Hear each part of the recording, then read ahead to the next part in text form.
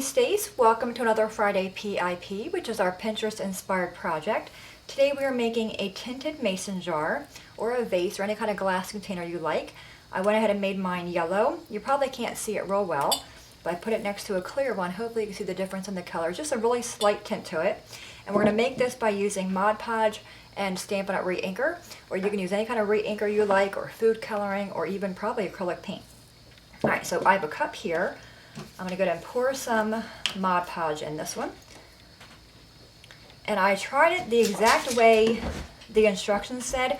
They said to use, use a little bit of glue, add a little bit of water, but I found after doing that, it was too thick and it caused the coloring to drip on the side, and I didn't like that look, so I'm actually going to add more water, almost equal water to glue ratio, and make it be really runny, really watery. Okay, I'm going to grab some re-inker. I'm going to be using Stampin' Up! Cucumber Crush. This is really pretty, vibrant green color. Isn't that pretty? And you want to keep on mixing this up, the water and the glue and the re-inker, whatever you're using, and make sure there's no streaks of white in it. So once it's a solid color, you're good to go. I hope you can see here how watery that is. I think I'm going to go a tad bit darker with the green.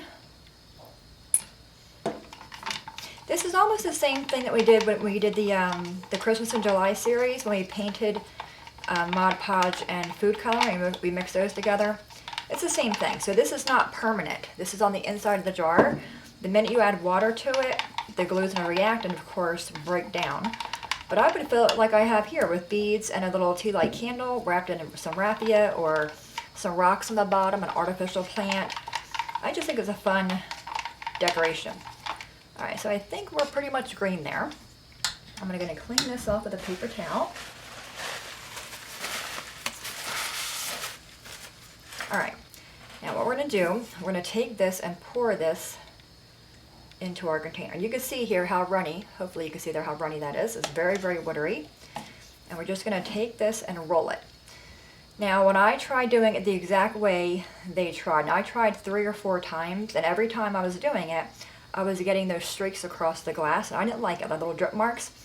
They recommended doing this, rolling it, but letting it drain upside down on a piece of wax paper, then bake in the oven for about 25 to 30 minutes at 180 degrees, and that's going to help the drying process.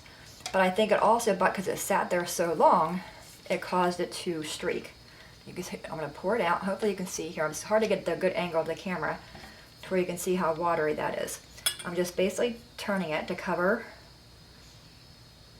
the entire inside of that jar and letting the extra part drip off.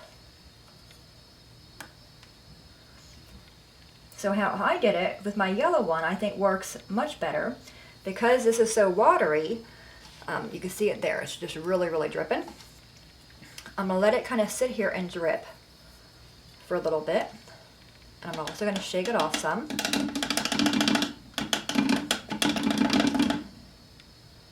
I'm actually going to get some paper towel and bring some paper towel over here because my cup has glue all over it. I'm working on my little wood paper, so if I get paint all over this, I'm okay. So I'm just going to shake out the extra part. Okay, you can see here I'm getting drips everywhere.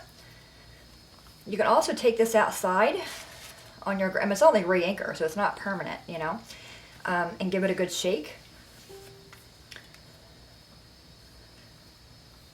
But if you let it sit too long on a flat surface, all your drips here are going to puddle at the very bottom.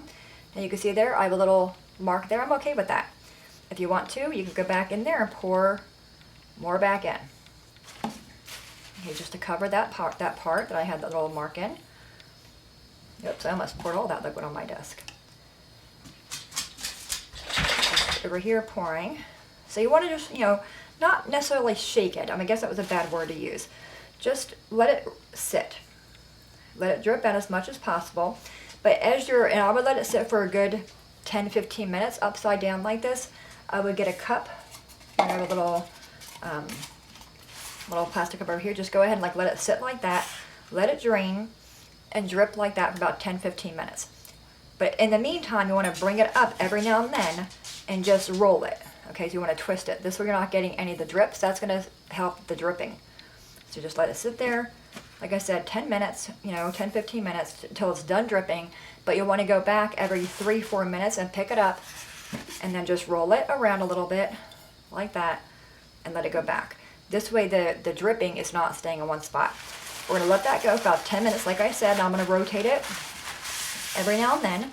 And then when I'm done, or when I think I'm pretty much close to done, you can put this in the oven if you want to, or you can let it sit outside in the sun. I'm going to choose that option. So I'm going to let it sit outside and fully dry. But we'll come back when I'm done the dripping, take it outside, and then we'll come back entirely to see what it looks like. So I'll see you guys in a few minutes. Hey guys, I am back. We've been sitting now dripping for about 6 minutes. I did come in here one time and rotate it. And all I did with that was just pick it up and kind of just rotate it in my hand and gave it a look over to see if I had any kind of dripping going on. And I think for the most part, we are looking pretty good. The end part here, I don't think covered really well, but I'm gonna let it go. A little bit of dripping right here, but nothing too dramatic. I think the key with this is I think it's the equal parts of glue and water, making it thin. The thicker it is, it's going to take longer to drip and longer to dry. And we still have our mixture here. So if you want to go back and add a second coat to this, you certainly could. You can let it dry completely maybe. I've not tried that. Let it dry completely, then go back in with a second coat. Maybe it gives you a darker green color. But I think so far this is really pretty. It will not finish this color. It will be more of a transparent, like our yellow one here. So I'm going to let it sit. And you can see by it sitting how much liquid came out. So I'm going to finish letting it sit for about 5 more minutes, come back in halfway through, give it a rotate, and we'll come back and see how we are. Alrighty, we've been sitting here about 5 minutes, and again I twirled it one time. I'm going to give it a look over. I can see right here at the bottom, the glue didn't really grab, a few spots right here, but I think that adds character to it. A few slight subtle streak marks right there, but I think we are good to go. I'm going to take a rag and wipe off the top because I have the liquid in there. Just wipe off the outside of it real quick. Alright, now we're going to let it go outside and sit in the sun. I have one line, you probably can't see it, one line right there.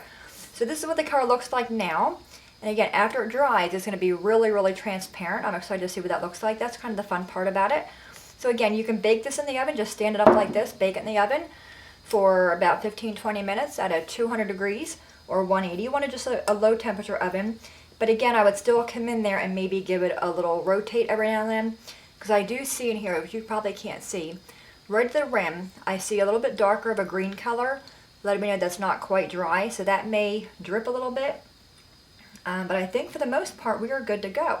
Let it go outside, do its thing and dry, and we'll come back and jazz it all up, put a candle in it, and see how we did. See you guys in a few minutes. Alright guys, we are back with our green jar, and you can see now it's much more transparent than what it was. I do have a few drips, see them right there? They don't really bother me though. I think they kind of add character, so if you do get the drips, don't worry about it. Plus they're in the back. Now you just want to fill it with whatever you like. I have a jar over here filled with some little beads, so you can use rocks. I'm going to tie some jute around it.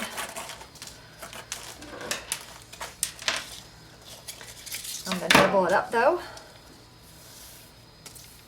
I mean, you can make these in red and green and have them be on your window for a Christmas time decoration, for candles. I'm going to cut this loop off.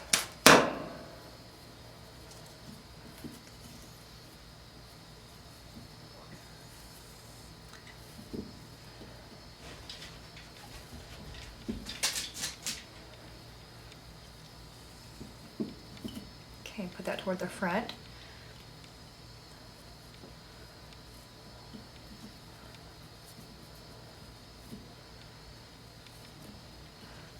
I mean, how cute would they be?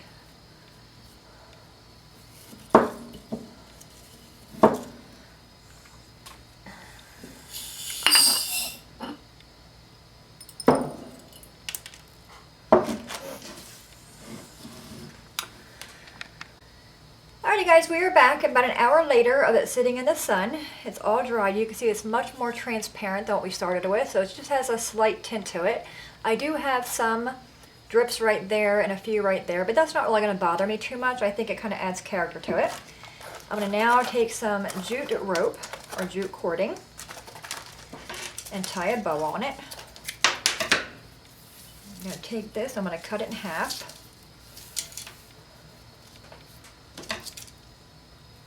And again, these are not, the stain on there is permanent, but if you put water in it, it's going to ruin it. So you don't want to put anything that needs water inside this.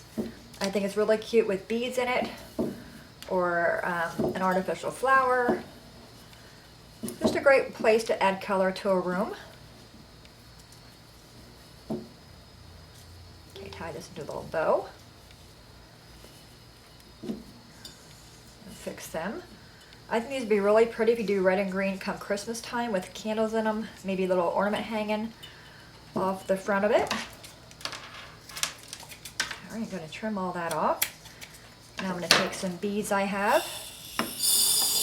So you can do beads, you can do rocks. Take a little battery operated tea light candle and plop that in there. How fun, right? And easy and super cute. Hopefully you can see there the color of it. So there's the green one I did, and also the yellow one. So one of these is going to go in my room and one will go in the bathroom.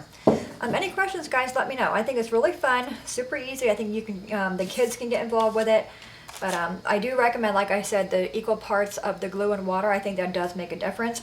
And if you get runs like I did here, don't let it bother you. Like I said, if it bothers you, you can rinse it out and restart it. But anyway, any questions, let me know.